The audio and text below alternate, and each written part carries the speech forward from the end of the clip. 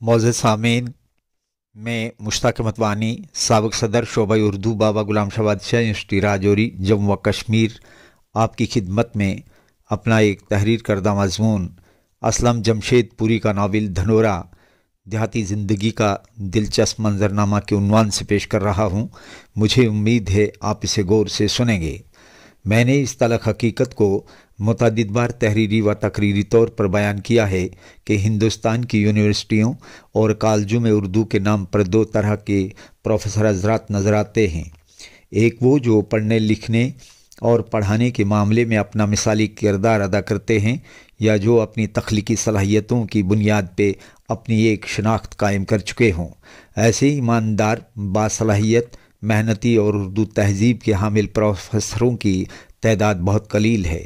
ऐसे प्रोफेसरों की सिलेक्शन सिफारिश और रिश्वत की बुनियाद पर नहीं होती है, बल्कि ईमानदार मेंबरान सिलेक्शन कमेटी के हाथों होती है, जो उम्मीदवार की मेहनत और काबिलियत को तरजीह देते हैं। बसूरत दिगर यूनिवर्सिटियों और कॉलेजों में उन नामनिहाद प्रोफेसरों की तादाद ज़्यादा है जो लिखने पढ़ने या पढ़ाने के बजाय नमूदो नमाइश, साजिश, चापलूसी, मुनाफ़कत, खुद नुमाई और बेवफाई में माहिर होते हैं। किसी यूनिवर्सिटी या कॉलेज में उनकी सिलेक्शन ऐसे मेंबरान के हाथों होती है जिनको ना खौफ खुदा होता है और ना ही कब्र की तन्हाई और तारीकी का ध्यान। इसलिए वो जोड़ तोड़, लेन देन और ग्रुपिज़म के तहत हकदार उम्मीदवारों का हक छीनते हैं। इस तलख़ हकीकत और धांधली के ख़िलाफ़ मैं इस बात पे ज़ोर देता आया हूँ कि यूनिवर्सिटी ग्रांट कमीशन और पब्लिक सर्विस कमीशन कॉलेजों और यूनिवर्सिटियों में असिस्टेंट प्रोफेसर बनने के लिए IAS के ज़ाब्ते को नाफिज करे, ताकि काबिल, ज़हीन, मेहनती, बाअखलाक व बाकिरदार और खुशगुफ्तार उम्मीदवारों को उनका हक मिल सके। यहाँ ये बात काबिल ज़िक्र है कि काबिल और मेहनती उम्मीदवार को जो रातों को जागता है, किताबें पढ़ता है, लिखता है, सोचता है, गर्जे के अपने खून का एक एक कतरा जलाता है, अपनी मेहनत और काबिलियत की बुनियाद पर अपना हक हासिल करना चाहता है, वो कॉलेज या यूनिवर्सिटी के असिस्टेंट प्रोफेसर की पोस्ट रुपये देकर खरीदने के लिए तैयार नहीं होता है, जबकि नालायक उम्मीदवार रुपये देकर पोस्ट खरीद लेता है। ऐसे उम्मीदवारों की एक कसीर तादाद है जो यूनिवर्सिटियों में महज इसलिए दाखिल होते हैं ताकि उन्हें MPhil और PhD की डिग्री हासिल होने के बाद किसी यूनिवर्सिटी या कॉलेज में असिस्टेंट प्रोफेसर की पोस्ट मिल जाए। गोया उनका बुनियादी मकसद मुलाजमत हासिल करना होता है, ना कि ज़बान व अदब की खिदमत। प्रोफेसर असलम जमशेदपुरी का शुमार उर्दू के अव्वल ज़िक्र प्रोफेसरों में होता है। वो बहुत हद तक एक नाबगा की हैसियत इख्तियार कर चुके हैं। उनकी तख्लीकी उपज, तनकीदी शऊर व इदराक और उनमें मौजूद तहकीकी मतानत काबिल रश्क और काबिल तारीफ़ है। वो आज तक उर्दू अदबी दुनिया में एक मोतबर अफसाना निगार, मुहक्किक, नक्काद, तज़किरा निगार, मुतरज्जिम, मुंतज़िम और मुरत्तिब व मुअल्लिफ की हैसियत से जाने जाते रहे हैं। लेकिन नावल धनोरा लिखकर अब वो एक नावल निगार भी हैं। प्रोफेसर असलम जमशेदपुरी की शख्सियत का सबसे पुरकशिश पहलू ये है कि वो मेहनत के साथ मुताला करते हैं। उनकी अपनी एक खूबसूरत कायनात है जिसमें काहिली, हसद, बुग़्ज़, अदावत, साजिश और फजूलियात का गुज़र नहीं होता। उनकी इल्मी व अदबी निगारशात और उनकी मुंतज़िमाना सलाहियतों को देख कर ये कहना बेजाना होगा कि वो उर्दू के एक ऐसे प्रोफेसर हैं जो उर्दू ज़बान व अदब का हक़ अदा करने में कामयाब हुए हैं।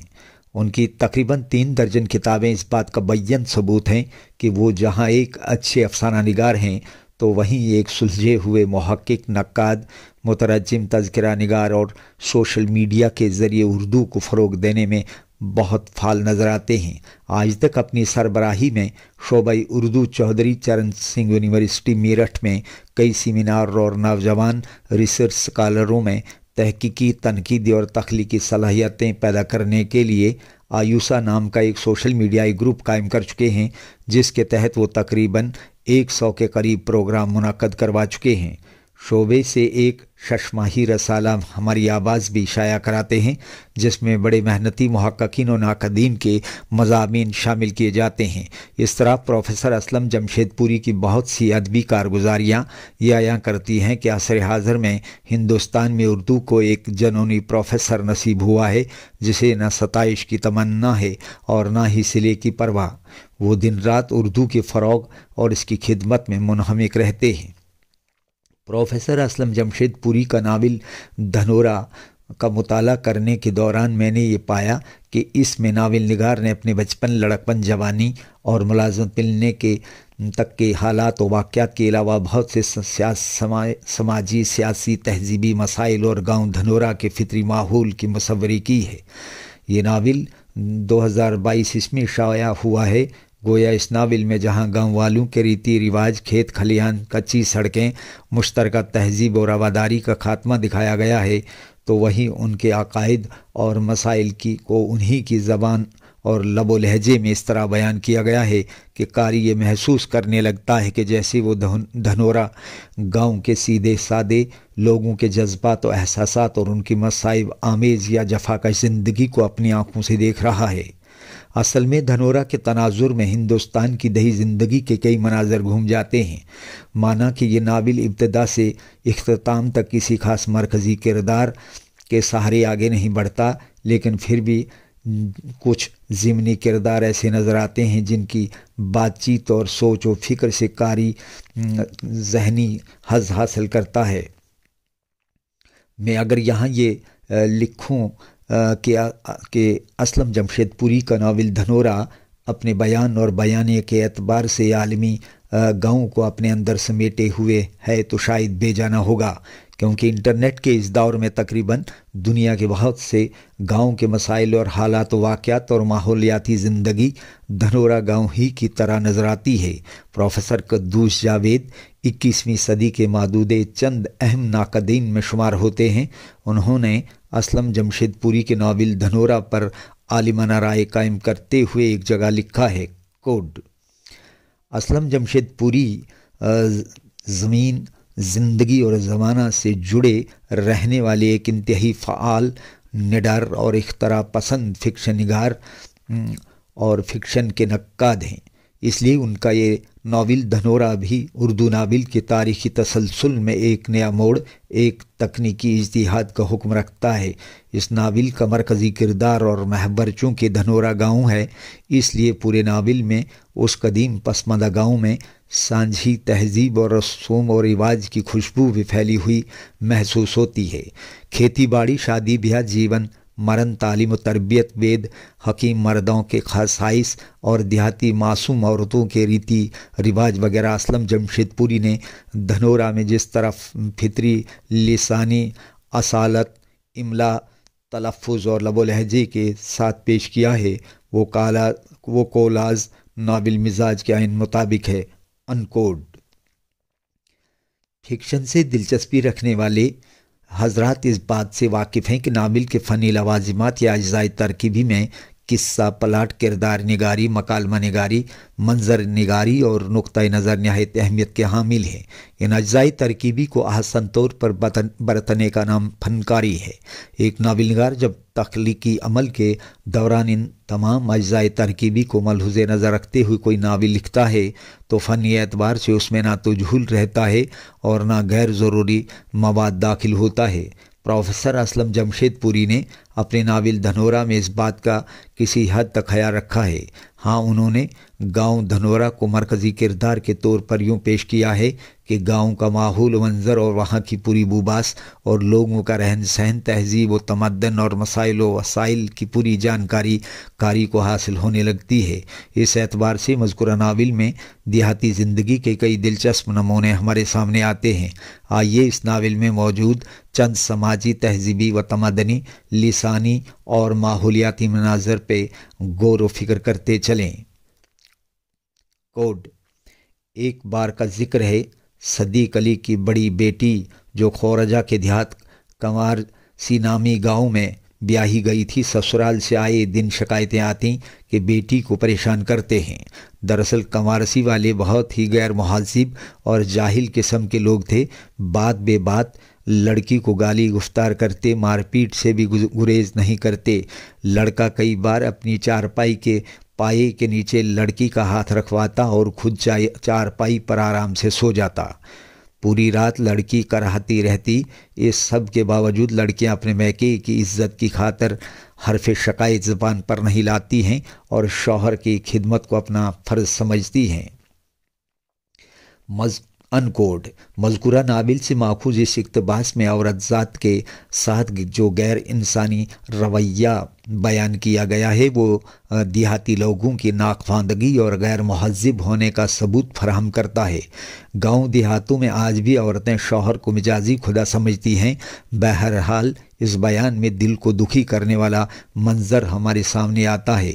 गांव के लोगों में जहां जहालत और लाइल्मी बराबर कायम है, तो वहीं गांव के मुखिया और असर और रसूख वाले लोग अपने इस्तेहसाली हथकंडे इस्तेमाल करके मज़दूरों, किसानों और मजबूर लोगों को लूटने का काम करते हैं। मसलन कोड यासीन जो इलाके का मारूफ गुंडा था, बड़ी बड़ी डकैतियों में भी आगे रहता था और सपारी लेकर कत्ल करने का भी काम करता था। यासीन तो तुम क्या चाहो? मैं चाहता हूँ कि तुम नसीरुद्दीन का कत्ल कर दो और उनके घर डकैती डालो। ये लो। ये कहते हुए सतपाल ने यासीन की तरफ 100 के नोट की 2 गड्डियाँ बढ़ाईं। अनकोड नाविल धनोरा में असलम जमशेदपुरी का तख्लीकी शऊर सिरात मुस्तकीम पर कार फरमा नज़र आता है। उनकी आँखों ने अपने पैदाइशी गांव धनोरा में ज़िंदगी